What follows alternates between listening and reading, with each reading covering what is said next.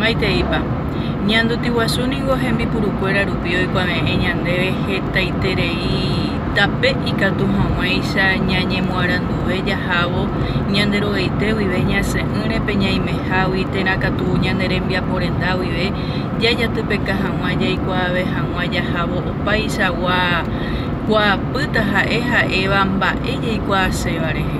Umi tembipurukuéra aplicaciones jaherúva castellanope jaipurúva ára ha ára ojekuaapaitéva ha opavave jaipurúva WhatsApp, Facebook, YouTube umi ikatuhína jaipuru tekombo'erã ñañemoarandu hag̃ua ñaporomoarandu hag̃ua ha ikatu hag̃uáicha jajoajuve ñanekyrã'yve ñamba'apo hag̃ua jaijatypeka pypukuve ha mba'e ikatu jajapo aty WhatsApp rupive térã Facebook rupive ha ñambohasa ojupe marandu ikatu ñambohasa aranduka ikatu ñambohasa ta'ãnga upéichave ikatu ñambohasa umi ñemoñekarãipyre ñamoñe'ẽ hag̃ua ñahendu hag̃ua jahecha hag̃ua ha upéi ñañamindu'u hese ñande rapichakuéra ndive.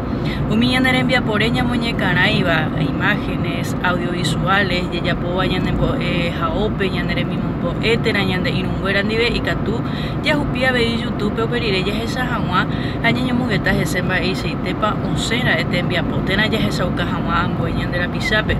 Aníkena ñanate'ỹte jaipurúkena redes sociales cuera con fines educativos.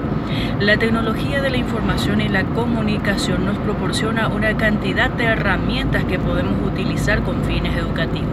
Depende de nosotros utilizarlo correctamente y enseñar a nuestros alumnos a que lo utilicen de manera consciente, de manera razonable y con fines de aumentar sus conocimientos, de investigar, de saber más cada día, sin la necesidad incluso de salir de sus hogares. Hagámoslo, todos podemos.